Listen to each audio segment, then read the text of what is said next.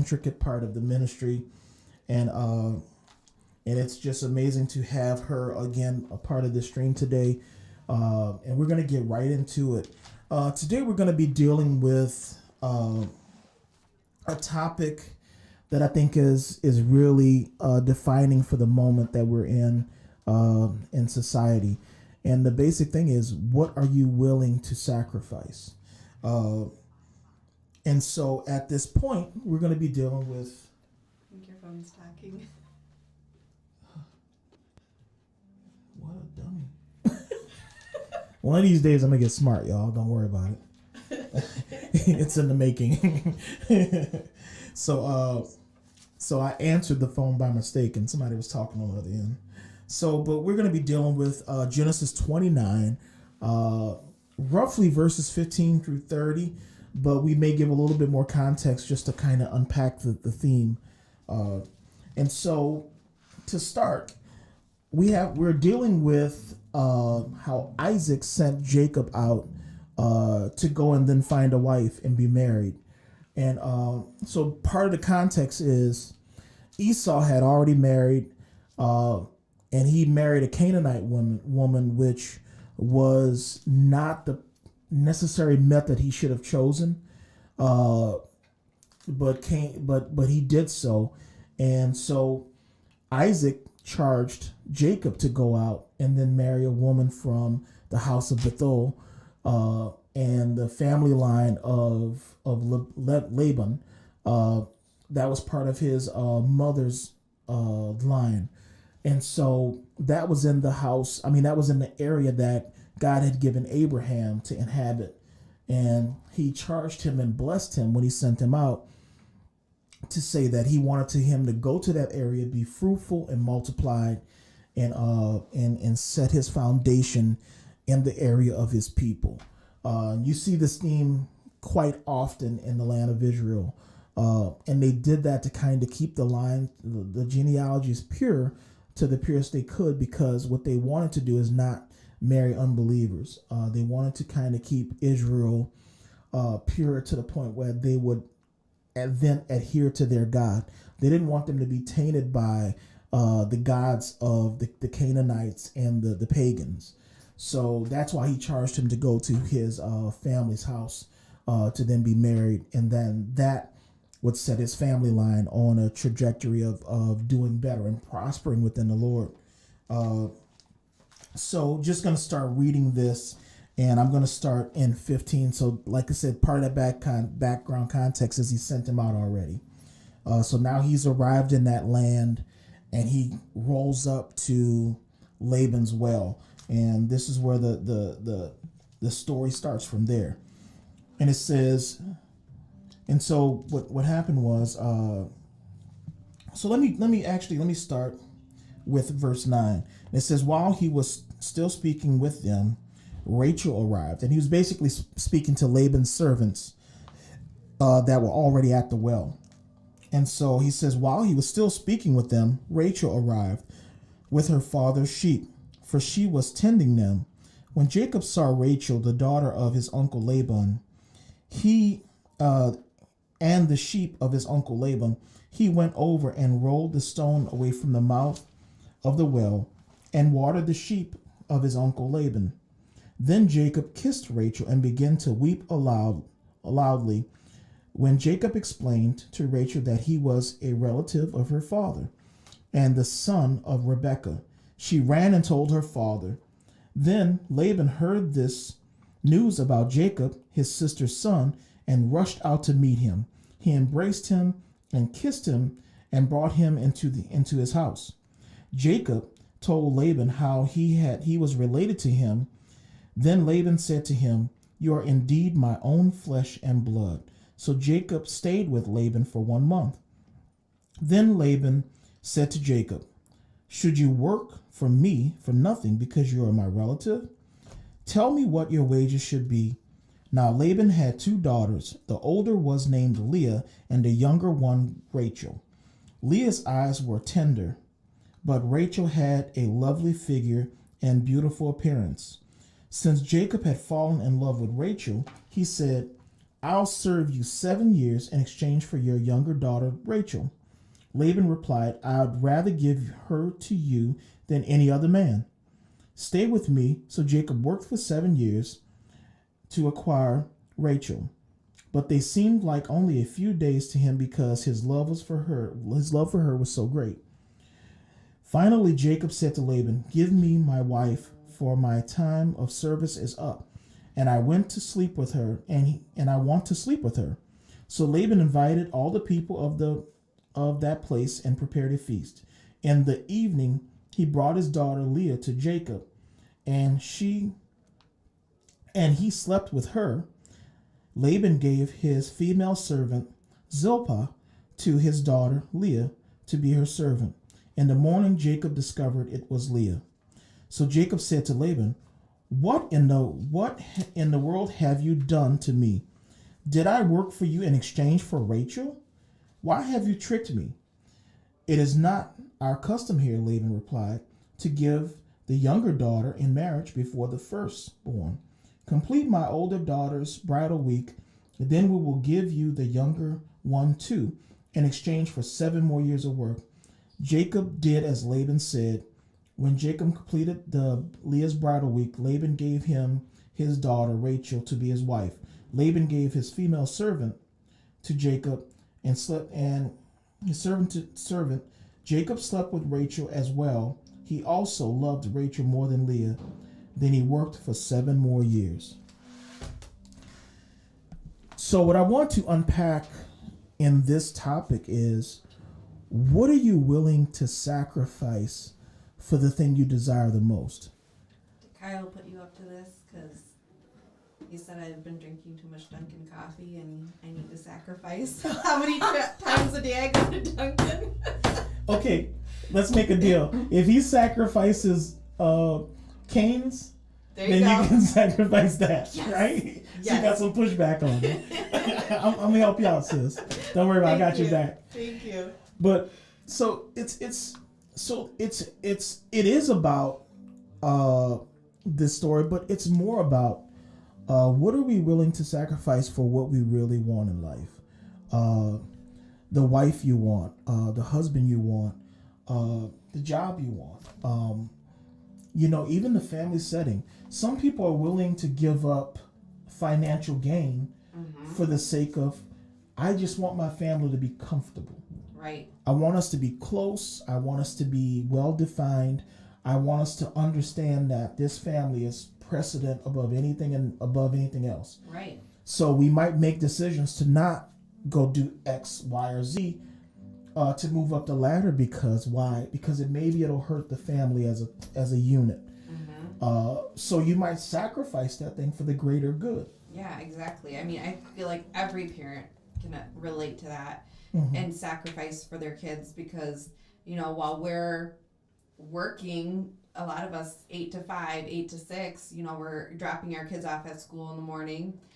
They're getting done at 3 o'clock. We're still working for 2-3 more hours. By the time we get home, cook dinner, get them ready for bed. Bedtime, same thing. I mean, how much time are we actually spending with our kids just trying to live everyday life or, have a decent job to maybe send them to private school or to even just regular school. The sacrifices that you make for your kids every single day. Taking vacation time, missing, taking your personal days to go to their school events, right. So that way you can be there. Exactly. Everything is a sacrifice once you become a parent. Exactly. Yeah. And I think I think it proves to be paramount because sometimes when you see people and they're on their deathbeds, they have done everything to acquire that brass ring. Yeah. And to be financially well off and to be able to do everything they wanted to go on all the vacations they want to go to, buy the most, illustrious car or, vacation house in the Hamptons. Yeah. Whatever it might be, they may have sacrificed what was good to then sacrifice what was more comfortable. Yeah.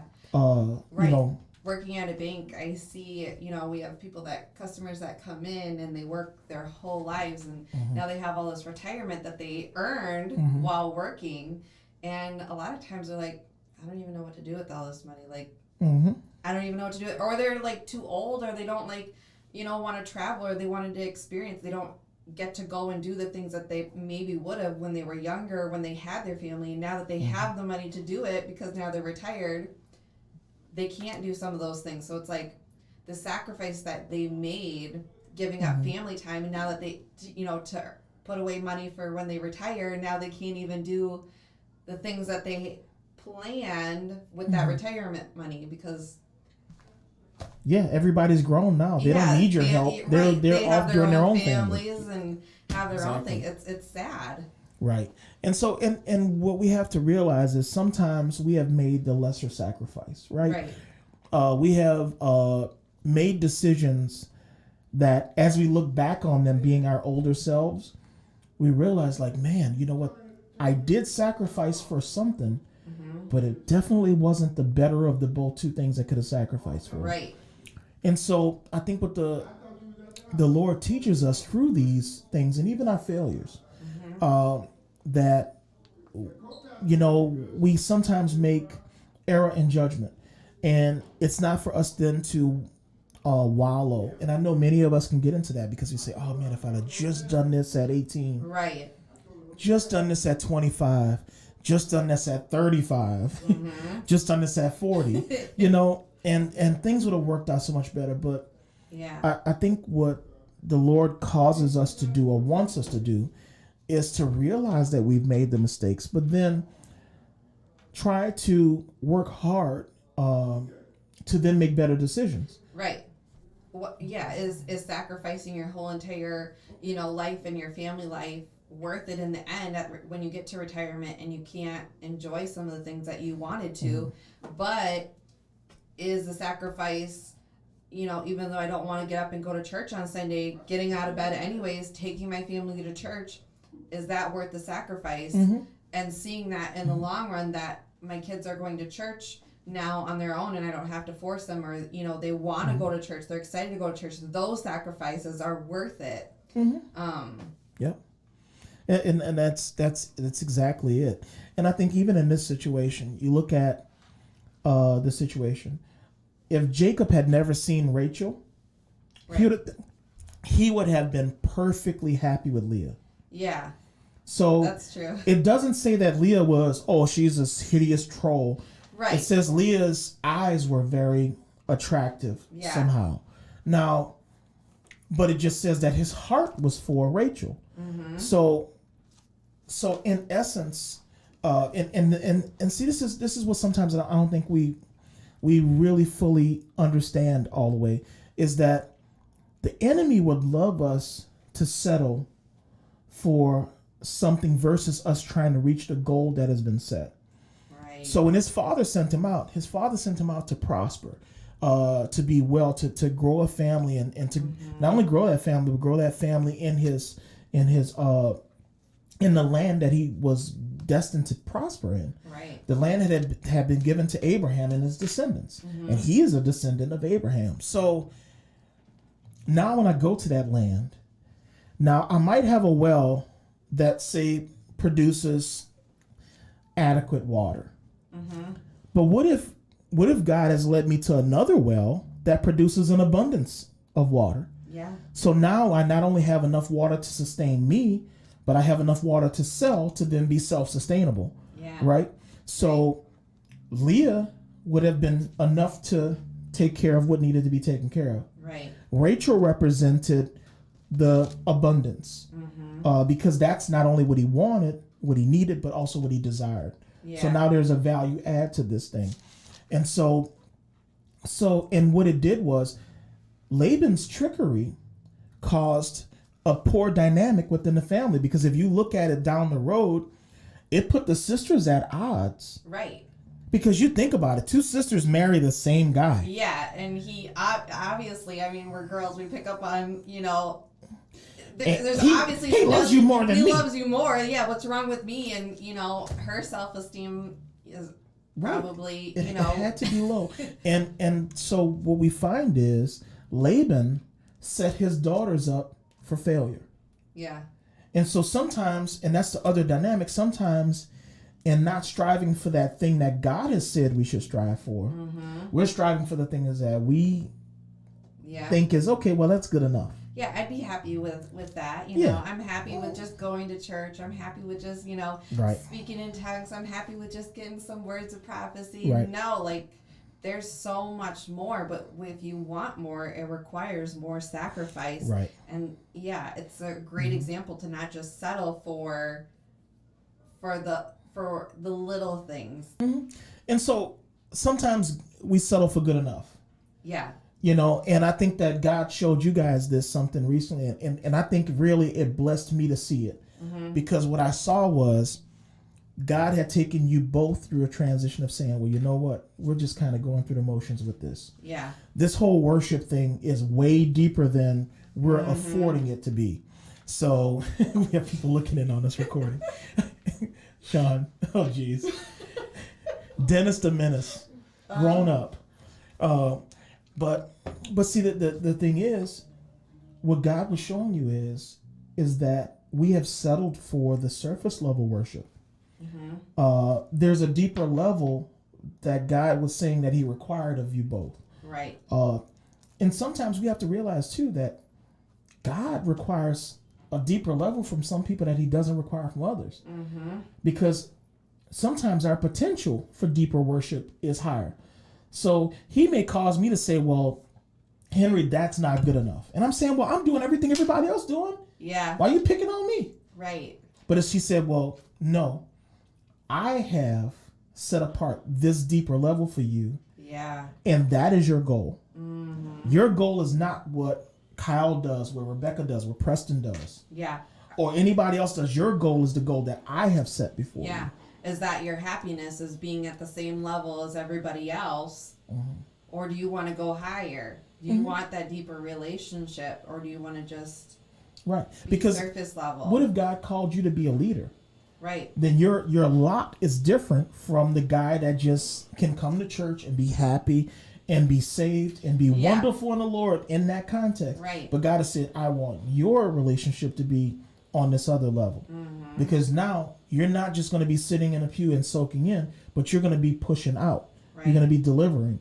So for people that are in these positions, and so Jacob wasn't just going to this area on his own free will. He said, oh, let me just go over there and see if maybe I can find a girl, I'm going to prom night. Right. No, it wasn't that. He had been charged by his father. Yeah. So you see that there's a deeper level to what he was supposed to be doing. So now you go into that area, and so we have to be mindful of, like, say, when we sign contracts, and the person says, we'll give you the bottled water, but the packet of flavoring, that'll come too. But it wasn't in the contract. Right. So Jacob signed basically a verbal contract to have Rachel. Yeah. Now, the trickery was, but you got to have Leah first. And so he extorted 7 more years of work out of him. Yeah. For something he would have already freely given. Yeah. That's true. So it was a level of abuse in that. It was. Yeah. It's like, hey, you can have all of these sheep, all the blemished ones you can take. And you're saying, well, man, that means that normally you have most of the sheep are good, and there's a few blemished sheep. So I'm going to work for you, and I'm going to get 3 sheep out of the 100. But then what God says is because, okay, well, you know what? In this context, I still want you to be obedient, and I'm going to prosper even the blemished sheep. And so sometimes we have to be able to be observant of what God is doing. God may say, no, the blemished sheep are not for you. Yeah. And then God, on the other hand, may say, no, just because you've been tricked, I'm not going to prosper the blemished sheep, so that now I'm going to point it out to the person that tricked you that I am the Lord and I'm going to prosper you anyway. Yeah. But that's all by the leading of the Holy Spirit. Right. And so when we claim to be Spirit-led, but then we're driving, we're not really Spirit-led. Yeah. You see? Yeah. So that's why, like I said, like it blessed me to see you guys take a shift and be obedient to what God was saying, because God was saying that, nope, that's not what I said. Right. I said this other thing. You might be doing that and that might be comfortable and it might be okay, but that's not what I said. Yeah. And so, you know, it's even like, I don't know if you even remember, there's a while back, and people know that me and Kyle are really good friends. And I think I had messaged you and I said, well, thank you for being, such a blessing to my friend. Yeah. And so as a friend, it blesses me to see you guys prosper. Yeah. And I think sometimes we miss that context of it. The Bible tells us to rejoice with people that are rejoicing. Mm-hmm. And then also when there's a sad day, I'm to, come alongside and maybe cry with you. Right. And so we have to take all of those dynamics within the leading of God and say, okay, well, if my brother and my sister are having a good time, I'm having a good time. Yeah. Because I'm gleaning on being able to see that. And if I can see you guys prosper, there's hope for me. There's hope for you. There's hope for you. There's hope for any of you guys out in the audience. And I think sometimes we have to focus in and dial ourselves in to say, well, you know what? If there's a person around you that is honoring, that is obeying, that is doing what God has told them to do, then you need to be an encourager. Right, because if you're not, then it talks about it in here where it caused division between the two sisters because they were jealous of each other because they weren't rejoicing that, that he loved Rachel more. Instead she was jealous of her sister instead of being happy for her. Right. And then she wasn't able to conceive. Right. For a long time because of it. And then that caused even more because then the other sister, was having all the babies. Yeah. So if you're not happy and you're not rejoicing with your brother and sister, then it's it's gonna cause division. It's gonna cause jealousy. It's gonna cause all these things in between you guys. And so and even what you said, and it's good you said that because that boils back into the topic of discussion. What are we willing to sacrifice? Right. Now, obviously, this dynamic wasn't brought about between Leah and Rachel. Their father is the one that made this dynamic poor. Right. But what she could have done is said, well, you know what? Because my sister is happy and she's gotten what she's gotten, I'm going to be happy for her because this is what God has prospered them with. Right. Now, in effect, her attitude would have been better, and then maybe she would have been able to conceive prior to having these years of barrenness. So we have to look at it. This sacrificing thing means that we're not always going to be the ones that prosper. Nope. You see? So yeah, he loved her, but she couldn't have any of his babies, and that was like a really important thing in these times, Yeah, being a sourpuss is not going to get you to probably God's best. No. And so, and that hurts because sometimes, I can be a sourpuss, and so I have to actively fight that day by day. Yeah. And so the thing that the Lord is teaching through all this stuff, and it's like we have to look at Scripture as not that God is making it up as he goes along. He knew what we would experience even in this life at this time in 2023. He knew. He foreknew. Even in the womb, he knitted us together, and he knows the ramifications of our dwelling. He knew that you were going to be born in a certain area, and not in another area. So he has uniquely set us up to live this life out in a way that can be the best that we can do. Sometimes we decide to do otherwise. So Rachel, and even Rachel could have understood that, you know what, this situation can't be the best for Leah either. Right. So let me be kinder to my sister because I know she's got the sour end of this stick. Yeah. So they both could have done better toward each other, and which would have made the situation work to where they would have both prospered regardless. But and Rachel's part of sacrifice would have been humility. Right. Let me humble myself to say, you know what, my sister doesn't have all of what I have. Yeah. And I have the blessing of my husband's love to the 10th degree. Right. She has it to the 6th degree. Yeah. So we are not equal in this. And maybe I could be more compassionate to the fact that she's not having this potential that I have. Right. And so that could have been her sacrifice Yeah. to make things work better. And then Leah said, well, you know what, sis, I appreciate that, but I am so happy for you that Right. the Lord is prospering you with a multitude of children. You have the supreme love Yeah. of Jacob. You know, you see what I'm saying? Right. So Yeah. there could have been a mutual sacrifice Yeah. there that would have made things work. And when you see like the dynamics of households, why do households fail? Because people are not willing to sacrifice. People are arrogant people and are foolish selfish. and selfish. So the thing is, if we can get us outside of our selfish nature, because people would want to tell you, oh yeah, oh, everybody is good. No, they're not. Right. Put 2 kids in a sandlot and give them 1 toy. I can't even put my kids in the bathroom together.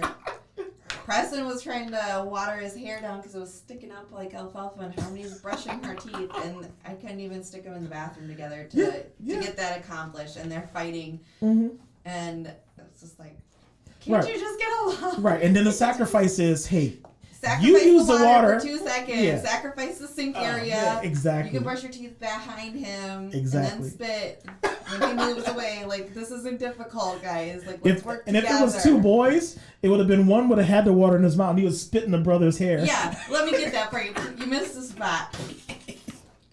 That was in it. Let me help you out with that, bro.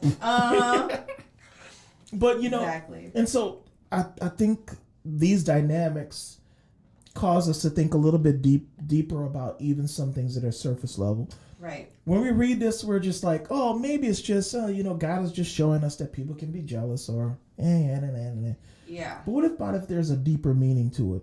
What about if there's a deeper thing we can glean, that we can understand, like the dynamics of sacrifice and humility, submission. Right. Submission is an ugly word. Right. Oh, geez. Oh, Lord, help you if you submit to your husband. Geez, no, don't do that. Yeah. Or having mutual submission, where now, because my wife submits to me, then I say, well, you know what, dear? You go ahead and tell me what to do on this situation. Right. Because, you know what? It's a mutual thing. It's a give and take.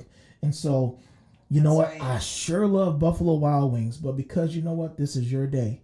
You tell us where to go. Even if it's to, you know, Princess Playground. Yeah.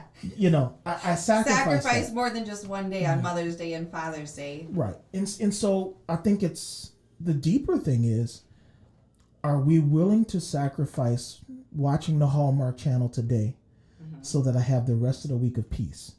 Right. You know what I'm saying? Are we willing to sacrifice watching the action movie for the rest of the week of peace? Are we willing to say, well, you know what, babe, I know other people might frown on this, but I'm going to make sure you have lunch. Yeah. Because you know what? That is my reasonable sacrifice to you. Right. We serve each other. And that can go both ways. I mean, I know people that the guy is a much better cook. Guy was And a the cook. and the guy enjoys the cooking. Yeah. So he says, you know what? I'm going to make my wife the sandwiches. And for that, amen. Praise the Lord. Because that's your reasonable sacrifice to make things, the dynamics in your family work. Yeah. Then the wife might be better at mechanicking. Yeah. Your wife might be outside changing the oil. Now I'm gonna be out there holding the flashlight. At least, you know, that's my sacrifice in it. Yeah. But what if the guy's not as mechanical? And that happens. And I know women that are very, very mechanical. Yeah. So what we have to do is we have to get outside of what the Joneses do and get inside of what the Spencers and the Romans do. Right. And what the world tells you the roles should be and how they should be, that everything should be 50-50. It's like, No. it should be 90. I mean, it should be 100-0. Right. And if you're looking to put in your 100, right, and the spouse is looking to put in 100, I will guarantee your marriage will not fail. Right. Because if I'm just looking to say, you know what, well, you know, I did wash the dishes yesterday. Right. So yeah, I cooked, but the least you could do was do the dishes. Like, right. And so the thing is, I know many people on both sides that are not very apt to do the other stuff. Like me, If I have the time, I have no problem washing dishes. Yeah. None. But there's some other guys, if you put their hands in that dishwater, they will fall out and shrivel Yeah. like a grape in the sun. They will turn into a literal raisin. And then some women, they say, well, you know what? They have no problem getting that lawnmower and cutting your grass, the neighbor grass, Right. you know, weed eating, you know, they have no problem doing it. And there's another lady that if you tell her to pull the cord on that weed eater, she will just literally die. So we have to find out the dynamics that best suits us.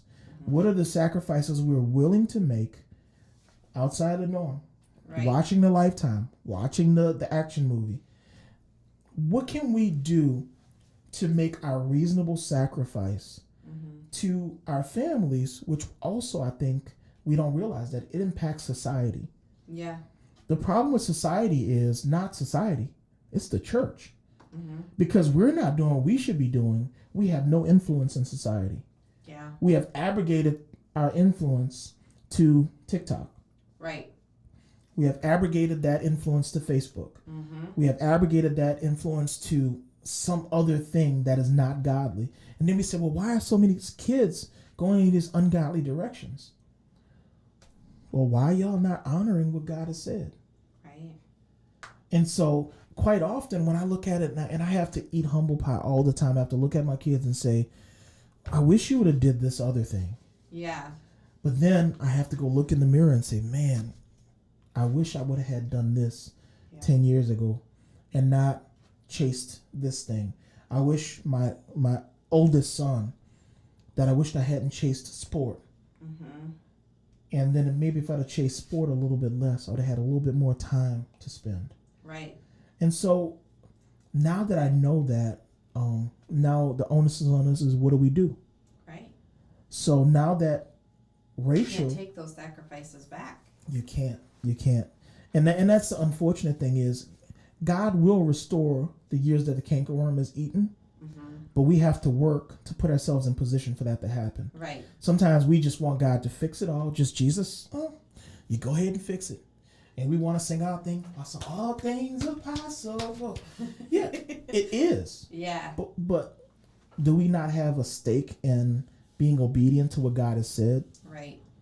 So, and there was a lady, and she prophesied something to me and my wife, and it was not and see, people have this misconception that all like, prophesy over me that I'm gonna have a Bentley and a big house no. What about if the prophecy is a negative? What if you don't do X, God is gonna judge you in this way? And you know what? We didn't step up to that challenge. Yeah. And sure enough, what that lady said happened.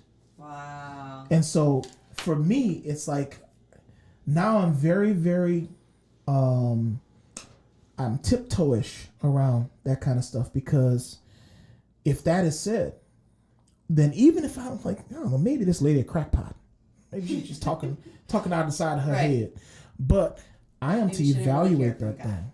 Yeah. You know, but some people just deny it off the bat.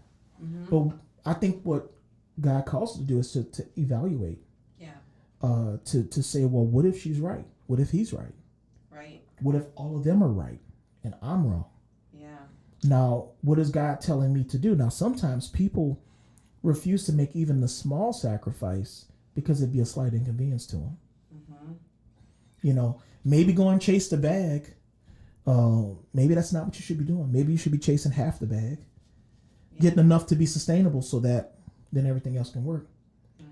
You know, what if your ambitions are beyond what helps your family? And I think that God wants us to have ambition. He wants us to prosper. Yeah. But we're not of the name it and claim it generation. We should never be. Yeah. Because that is not what God has called us to. Right. God has called us to have obedience above sacrifice. Right. So even in this, what has God told you to do? Right. Are you doing that? And people say, "Oh, I don't know what my calling is." So you mean to tell me none of this Bible told you anything what to do? Yeah. You know, you won't even honor the 10 Commandments, but you want God to somehow give you some extra revelation. Mm-hmm. Like, you won't even take out the trash. Right. So it's like, if you can't take out the trash, how you want to be CEO? Yeah. Right. And I mean, Jacob. I mean, he obeyed what his father told him to. He told him to go to his, to this uncle and, to marry into this family line.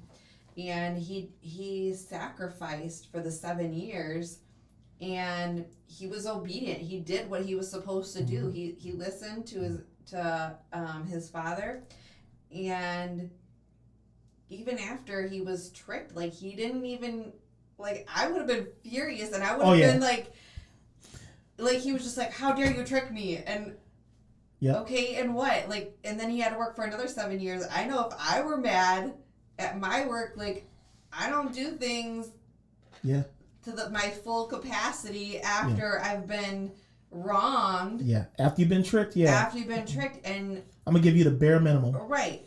Yeah, you did me dirty, so I'm just going to give you, but he didn't. He continued to work for another 7 years.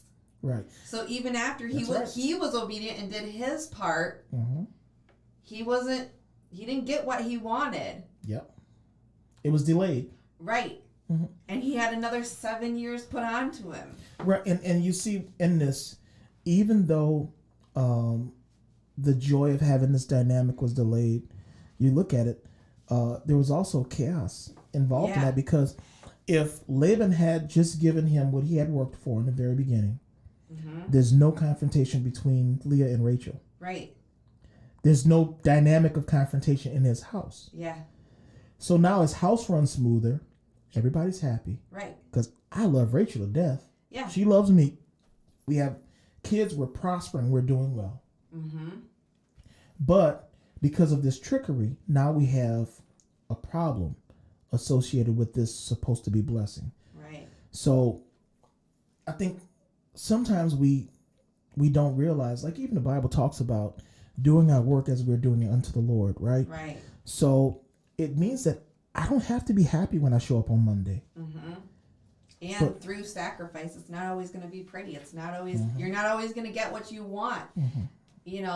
At the end, through your sacrifice, when you get to that end goal, you think you're going to get what you want. Because you're like, I sacrificed. I did everything I was supposed to. Yeah. Now, what happens when you show up to work at the bank and boss lady says, hey, the cleaning people didn't show up this past week. They had a fire in their facility.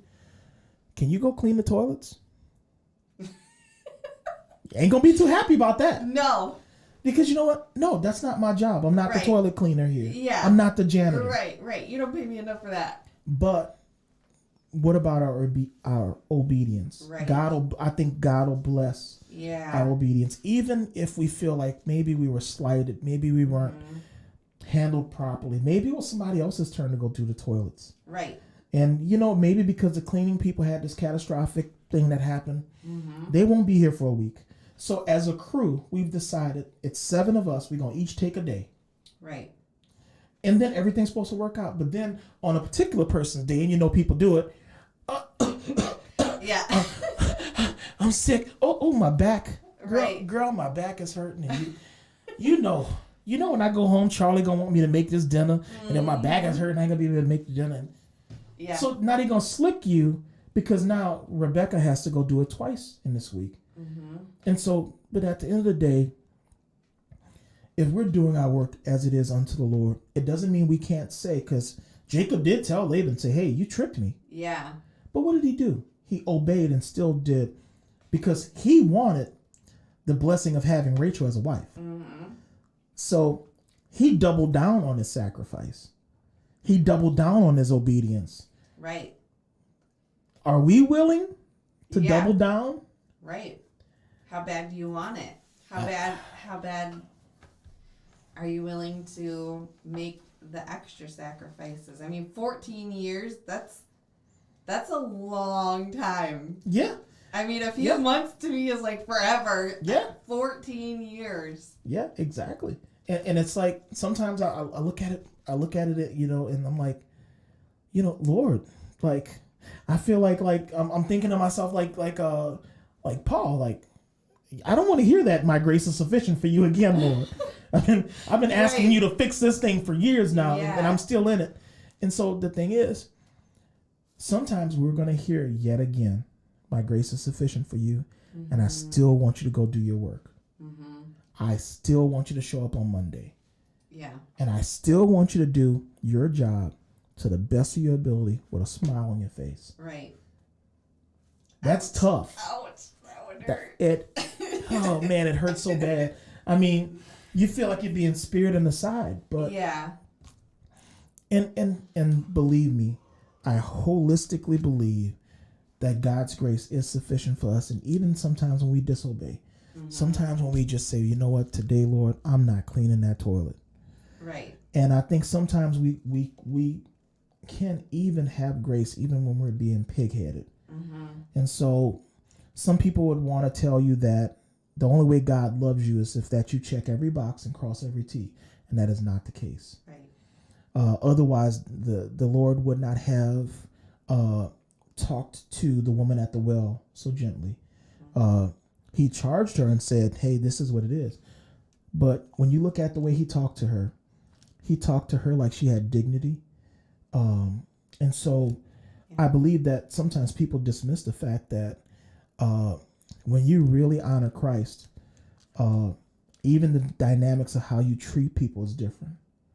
I'm not going to treat people like the Muslim does. I'm not going to treat people like the Hindu does. I'm going to treat people like Jesus at the well does, because he is my model, not Muhammad, not Right. Buddha, not Krishna. My authority, my direction, my leading, my example is Jesus Christ.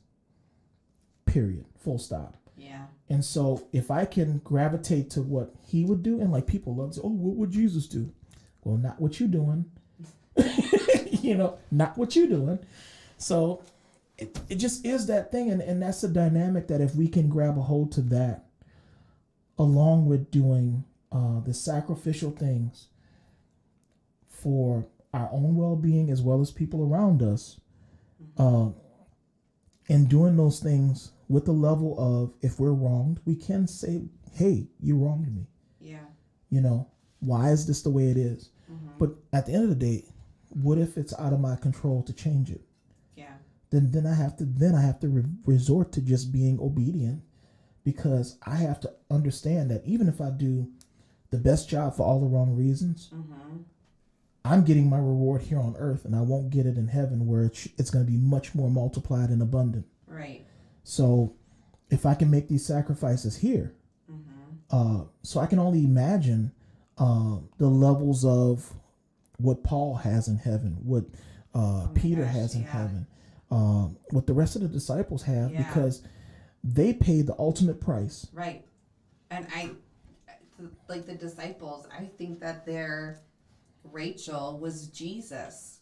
Jesus was worth another 7 years and another 7 years and another 7 years. Like everything that they went through and everything that they endured was always worth it, because Jesus, there's nothing better to sacrifice for than him. And I think that they would assert that they did, everything and anything that they could, because it was all worth it.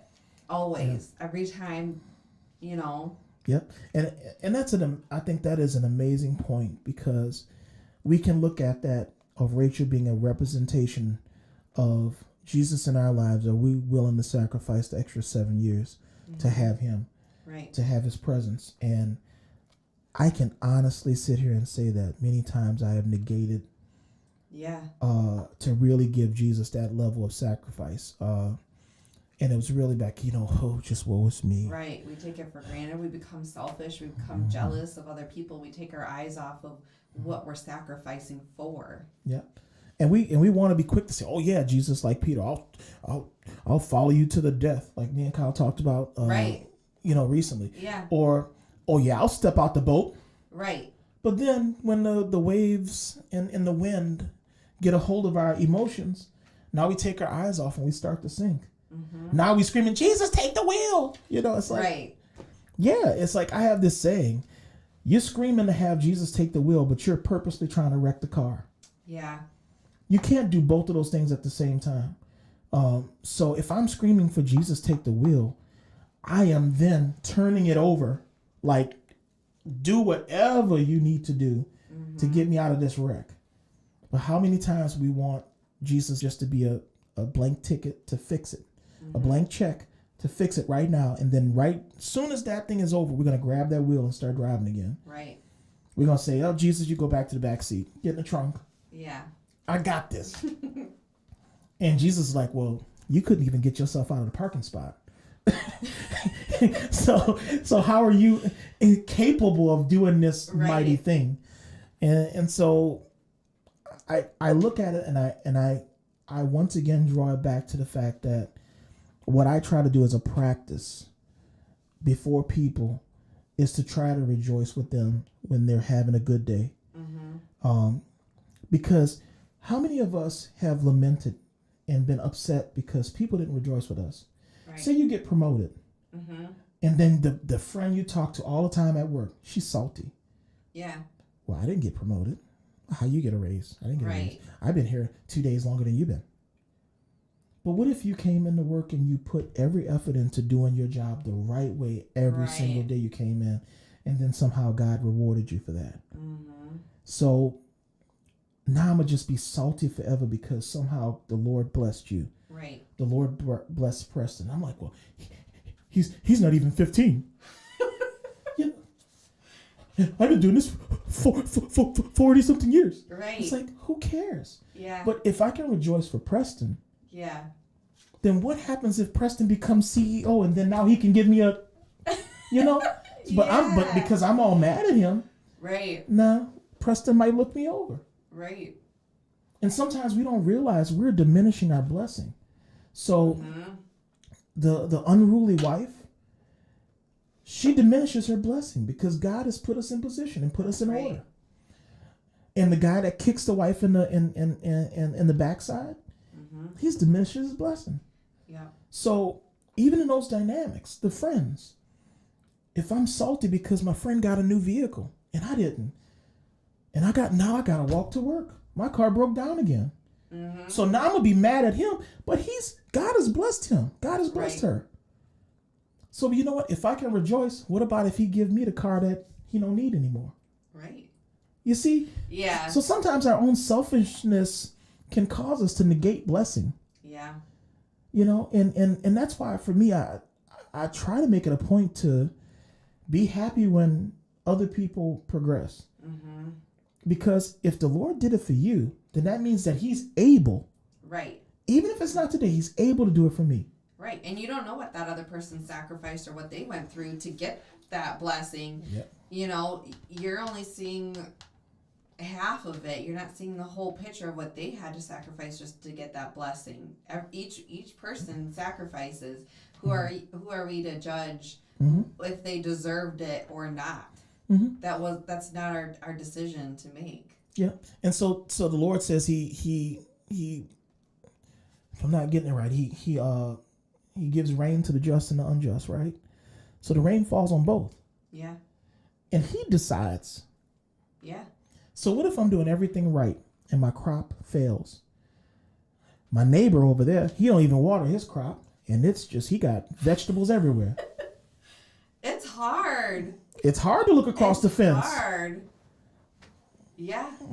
So you might not be too happy with Joe over there because Joe have an abundant crop, but you've been slaving and working yourself to death. But we negate.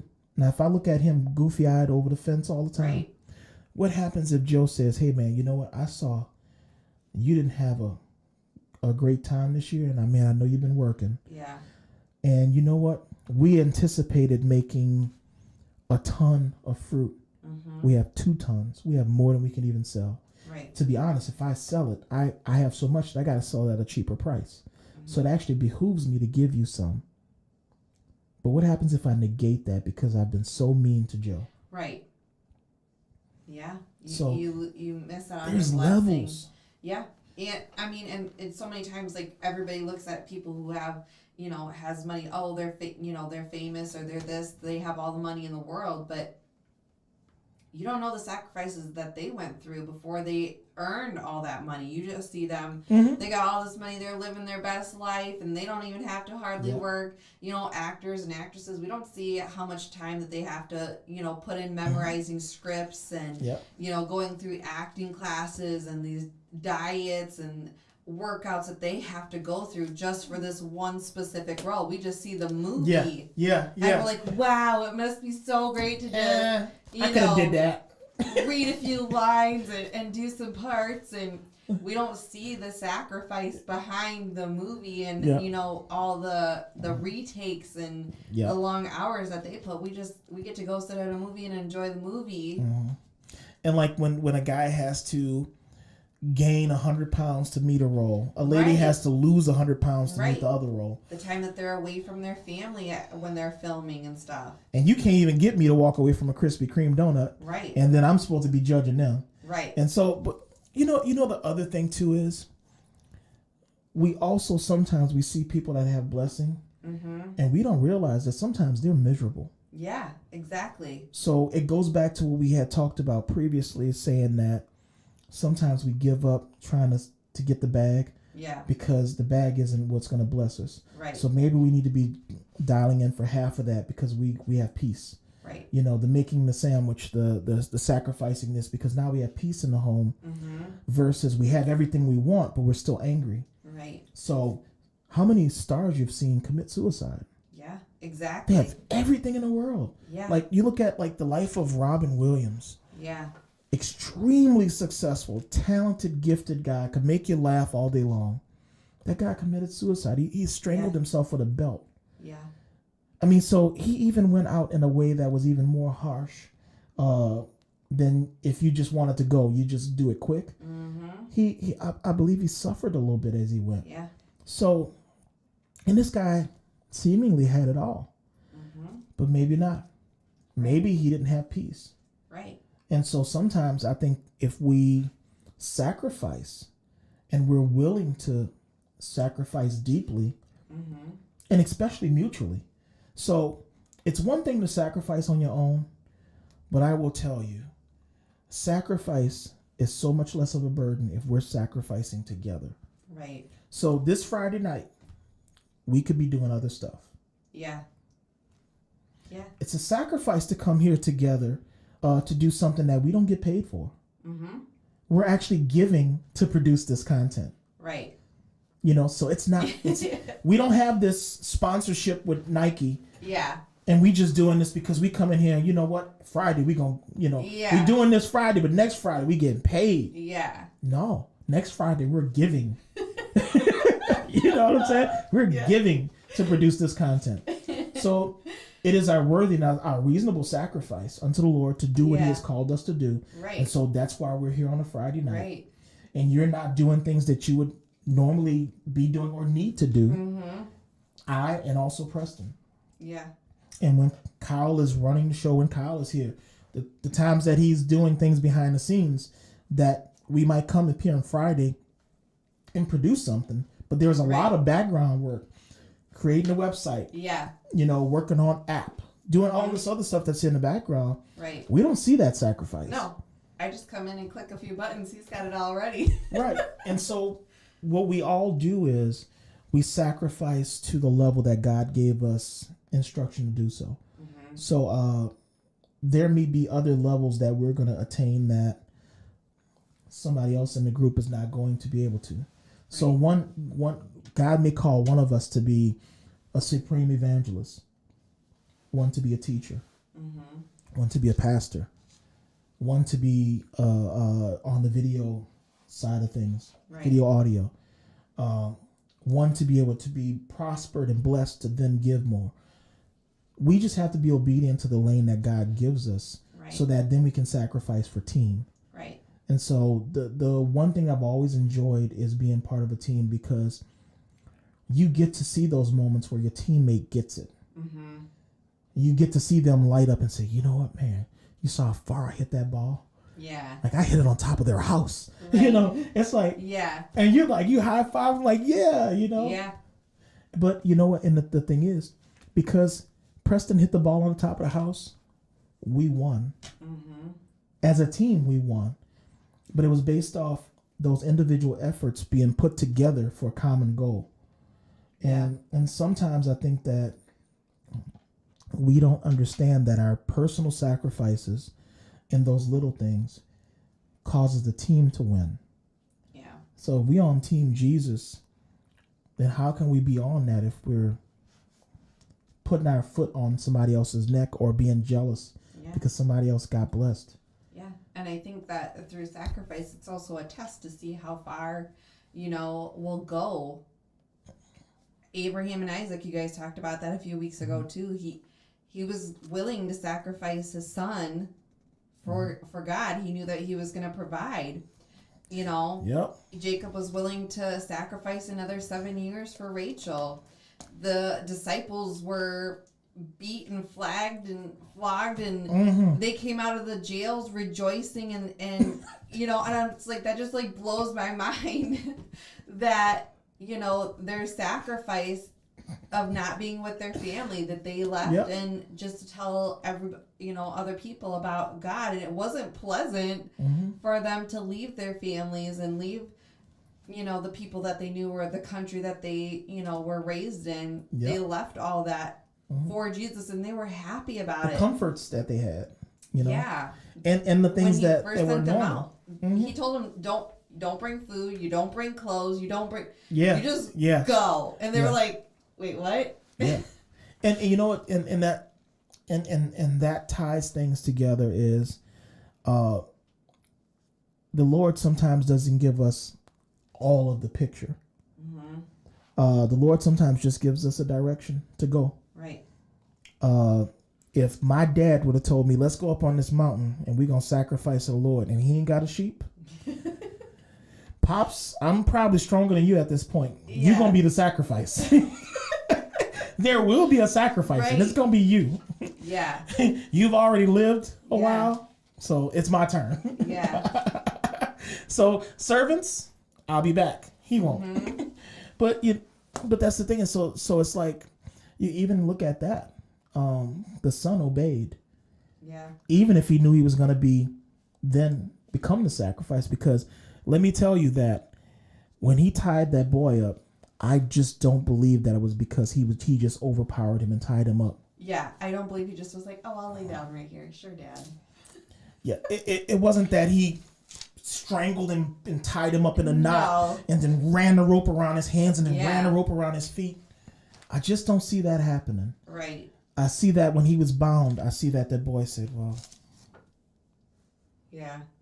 Because I think sometimes the relationship causes me to trust. No different than how we trust Jesus, because we have the relationship. Now we can trust. And sometimes the reason why we don't trust is because we haven't developed a relationship that I, as a son, like Jesus, allows the Father to say, well, okay, well, I know you're going to have to turn your back on me because I'm going to become sin. Yeah. And that has never happened throughout eternity, because we've existed for eternity and we have never been separate. But this one time you're going to have to turn your back on me because I'm going to take on the sin of the world. Yeah. So, but the Son, Jesus, was in fact doing the same thing. Yeah, go ahead. I understand why I need to do this. Right. Yeah, so many times he said, I have to fulfill prophecy. I have to do this. Like, it's what needs to be done. And then for us, it's like, it's already been written. Exactly. It's been written out. But for us, we complain like, if things are going to be a little bit tight. Well, what do you mean I ain't going to have no gas? I quit. Yeah. I ain't no Christian no more. Where Buddha at? We be hanging idols from the rearview mirror. Yeah. Still no gas. Right. But all of a sudden now we Buddhists. What was that guy? I don't think I heard you clearly. What? Yeah. You breaking up. Bad connection. What was that? And he like, dummy, you don't even have a phone on you. Yeah. I don't think that was of God. Yeah, exactly. Let me go see if anybody else. That wasn't the voice of the Lord. I Yeah. mean, I think maybe my stomach was acting up. Yeah, something I ate. Yeah. But we're going to wrap this up, guys. But take heed to what we have discussed here. And believe me, there are other things that we could be doing on a Friday night. Why do we do this? We do this because we care about people, because we love the Lord, and because we want to just do what God has called us to do. And sometimes that's not always pretty. Sometimes it's our sacrifice to come in and we're not feeling it necessarily. Right. We're not feeling gung-ho. Coming here today, I didn't feel gung-ho, but I knew that in order to be obedient to what my role is, that we need to step up and just do what the Lord has said. We didn't even have an idea that we would have the stream rolling. Yeah. You know, that was a task because, you know, we're still figuring it out. And I think that because we obeyed and because we came in to do what was needed, then God brought up the backside of it and helped us through and helped us to work it out. And so I want you to think about, what can you do to get a deeper level of sacrifice in your life, and especially in your relationship with the Lord? What can you sacrifice to make that relationship deeper, more vibrant, and more trusting? Sometimes we don't realize that we're not really trusting the Lord the way we should. And I think that part of that relationship is, even you look at the dynamics of family, we trust each other. Yeah. And because I know you have my back, then I can just give you something and say, hey, you know, I know maybe it don't work out perfectly, but I know you're going to do your best at it. Right. Because you love me and you want to, you know, hold me down when I'm weak. And so what are we willing to sacrifice? Ultimately, that's going to be up to you to answer. I can't answer it for you. Rebecca can't answer that for you. Right. Your mama can't answer that for you. You can't live your life on the sake that mama prays every night. Yeah. It has to be, now what am I going to do to now have my relationship with the Lord where it needs to be? Right. And so, you know, I appreciate you sacrificing to come on. Sacrificing some sleep, you know, to wake up early to have that alone time. Sacrificing time, you know, during your lunch break to read the Bible and to spend alone time with God. You know, not all sacrifices are great. Sometimes it's just the small sacrifices that he's calling us to too. Yeah. And so I'm pretty sure I can speak for Kyle on this, that I'm sure he appreciates you stepping in, because this is not your normal lane, right? You're not this, oh yeah, I want to be on camera. Yeah, no, that's not Rebecca, if y'all know her. So that's it. So we leave you with that, guys. We love you guys. We appreciate you. And we just want the best for you guys in your relationship with the Lord. So like Kyle would say, until next time.